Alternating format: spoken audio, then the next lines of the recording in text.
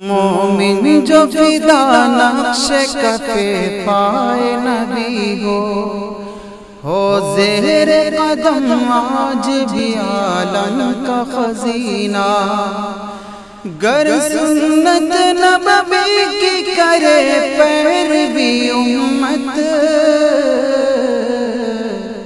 طوفان سے نکل جائے گا پھر اس کا سفینہ، طوفان سے نکل جائے گا پھر اس کا سفینہ۔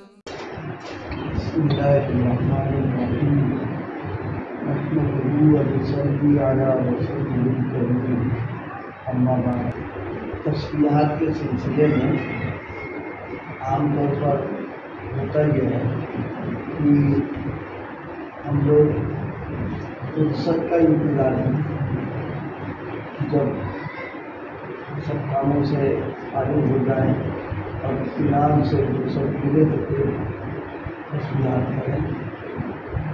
اب اس میں ہوتا یہ ہے کہ کوئی نہ کوئی کام آتا ہی رہتا ہے۔ اب اس کی وجہ سے فرصت ملی نہیں اور تسبیحات کا کام ہے۔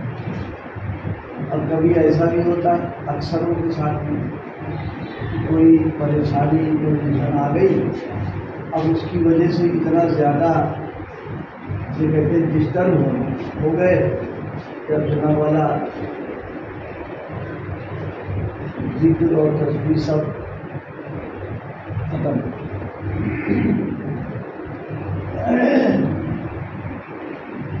یہ نہیں ہونا چاہیے۔ ابھی دیکھ رہا تھا حضرت مدینہ اللہ کا ایک مکتوب ہے، بہت ہی کام کا ہم سب لوگوں کے لیے بڑی بڑے سبق کی چیز فرمائی ہے۔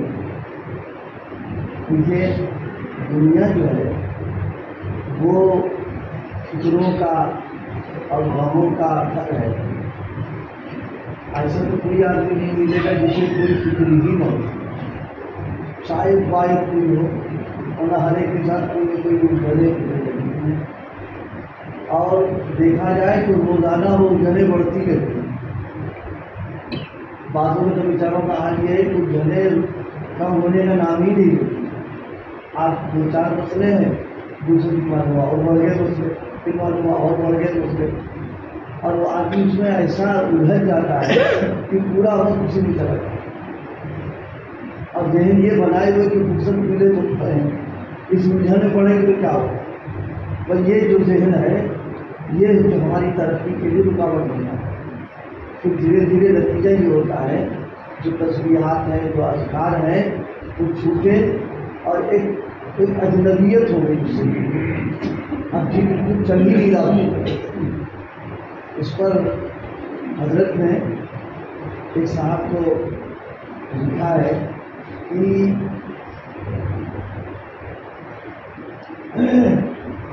فرمایا کہ دو باتیں حضرت نے لکھی اس پر۔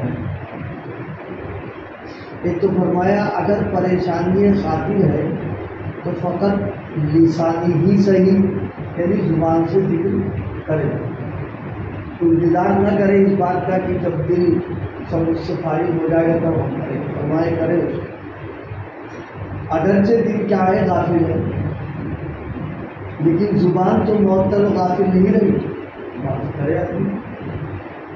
دوسری بات جو بات فرمائی ہے، زبان سے اگر آدمی ذکر کرے گا تو یہ دل کی نورانیت کا ذریعہ بنے گا۔ زبان ہی سے چلو، اپنی تسبیحات معمولات کی جو اذکار کرے، یہ بھی ذریعہ بن جائے گا دل کو روشن کرنے کا، دل کو منور کرنے کا۔ دوسری ایک اور اس سے بڑی بات حضرت نے فرمایا کہ جب ذکر کریں گے، ظاہر ہے زبان سے ذکر کیا ہے تو یہ تو زبان جنت پہ جائے گی، تو کیا اور آداب اللہ پر جہنم پہ ملتے گا؟ جب زبان جائے گی تو اس کی برکت سے اور جو اعضاء ہیں اللہ ان کو بھی جنت میں ملتے، یہ بہت بڑی بات ہے۔ آدمی سوچتا ہے کہ صاحب جب دل حاضر ہوگا اور دماغ یہ ہوگا اور فکر یہ نہیں، یہ تو یوں کہیں کہ شیطان کا حملہ ہے۔ تھوڑی دیر کے لیے سوچنے کی بات یہ ہے، کیا اپنی الجھنوں میں ہم کھانا چھوڑ دیتے ہیں، ناشتہ چھوڑ دیتے ہیں؟ کوئی نہیں چھوڑتا۔ لاکھ مقدمات ہو جائیں، مصیبتیں پریشانیاں ہو جائیں، کھانا گھر میں پکے گا، چولہا جلے گا۔ یہ تھوڑی نا کہ آج چولہے نہیں چل رہا، ادھر ایک بڑا کام آ گیا اور جناب جو ہے مصروفیت بڑھ گئی مان لیجیے، تو کیا اس مصروفیت میں کھانا نہیں چھوٹتا؟ کھانا بھی پکے گا، کھانا کھایا بھی جائے گا۔ تو جب دنیا کی ساری الجھن ہو گئی، ہماری جو جسمانی غذا ہے ہم اس کا اندازہ کرتے ہیں اور اس کو چھوڑتے ہیں، بلکہ آگے پیچھے کر کے کھانا کھا ہی لیتے ہیں۔ تو دل اور روح کی جو ہماری غذا ہے، ہم پریشانیوں میں پڑ کر کے سب سے پہلے اسی پر ہی مصیبت آتی کو چھوٹ جاتی۔ یہ نہیں، اللہ پاک ہم کو سمجھ نصیب فرمائے کہ ایسے موقع پر تو اور زیادہ اللہ کی طرف رجوع ہونا چاہیے۔ کوئی پریشانی آ گئی، مصیبت آ گئی تو ہم رجوع کریں اللہ کی طرف، اور رجوع اللہ کا ایک یہ بھی شکل، یہ بھی طریقہ ہے، ذکر میں لگ جائے، احتیاط کو پوری کرے تو جتنی دیر ذکر کرے گا اتنی دیر اللہ کے ساتھ اس کا رابطہ رہے گا۔ اور دل نہیں لگ رہا نہ لگے، زبان سے کرے اپنا، انشاءاللہ یہ زبان سے ذکر کرنا بھی نفع سے خالص آگے لکھا ہے کہ دھیرے دھیرے دھیرے دھیرے دل بھی متوجہ ہو جائے گا۔ اور زبان کا جو ذکر ہے اس سے دل میں نورانیت اور دل منور ہوتا ہے۔ بات یہ ہے کہ اللہ پاک نے زبان کو دل کا ترجمان بنایا، یعنی دل میں جو خیالات، جو فکریں، جو چیزیں ہوتی ہیں اس کا اظہار زبان سے ہوتا ہے۔ تو زبان اور دل کا تعلق ہے، اس تعلق کی بنیاد پر اگر زبان سے ذکر کر رہا ہے تو ظاہر ہے کہ اس کے برکات، اس کے انوارات تو ہوں گے، تو وہ انوارات جو ہوں گے دل میں پڑیں گے، اور جب انوارات دل میں آئیں گے تو دل منور ہو جائے گا۔ اس لیے ہم انتظار کریں فرصت کا، اطمینان کا، تب ہم کریں گے تو پوری زندگی نہیں ہو پائے گی۔ کوئی زندگی کا دن ایسا ہے ہی نہیں کہ کوئی مسائل، مشکلات، پریشانیاں، الجھنیں ان کے ساتھ انسان کے ساتھ نہ ہو۔ کبھی ہزاروں کے سلسلے میں الجھن کھڑی ہوئی ہے، کبھی کاروبار کی الجھن کھڑی ہو گئی، کبھی معلوم ہوا کہ پڑوسی سے الجھن کھڑی ہو گئی آ کر کے، کبھی معلوم ہوا کہ رشتے داروں سے طرف سے آ گئی، الجھن کو تو چلتے ہی رہے گا۔ انہیں الجھنوں میں رہ کر کے یہ کام نہیں کرنا۔ آدمی اس انتظار میں رہے کہ بالکل جب یکسو ہو جائیں گے، ویسے نہیں، وہ حج کرنے کے جو مسئلہ آتا ہے تو سوچتا ہے کہ ابھی تو لڑکے کی شادی باقی، ابھی لڑکی کی باقی ہے، پہلے فلاں سے ہم فارغ ہو جائیں تب جائیں گے۔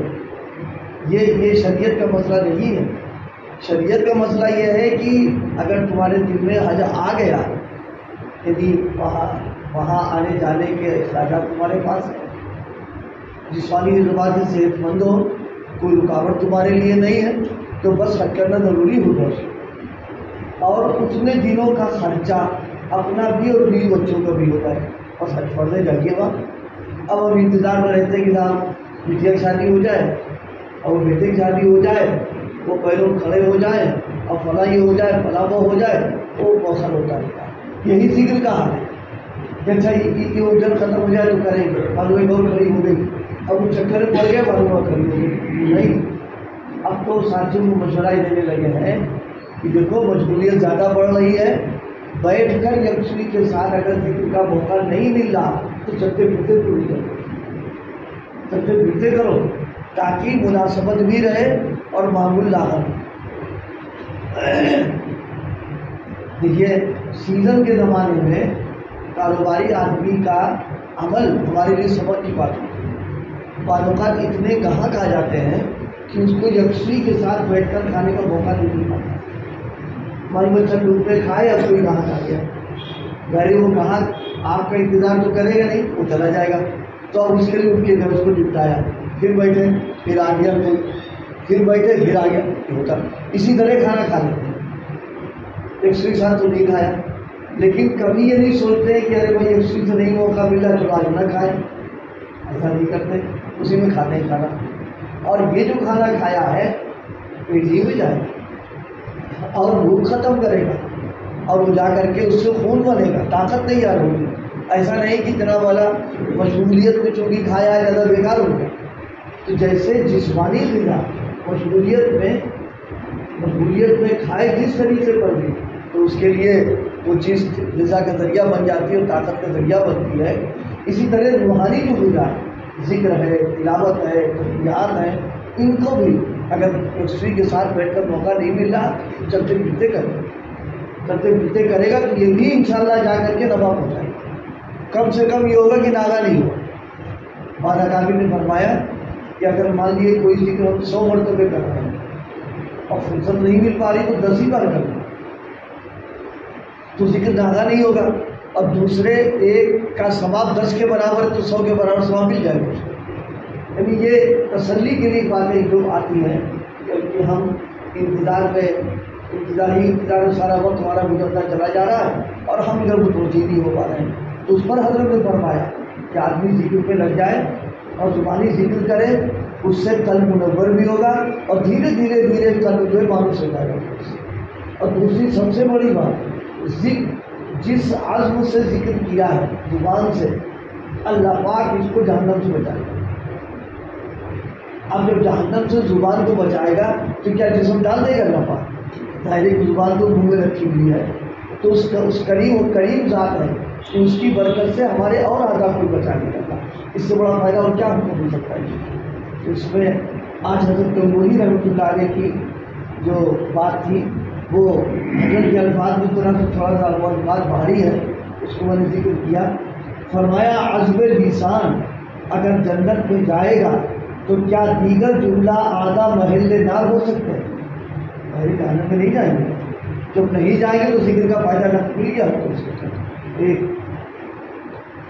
فرمایا کہ ذکر وہ شے ہے اگر کسی جزو انسانی سے متصل ہو جائے، یعنی ذکر کا تعلق کسی عضو سے ہو جائے تو تمام جسم کو اپنی طرف کھینچ لے گا۔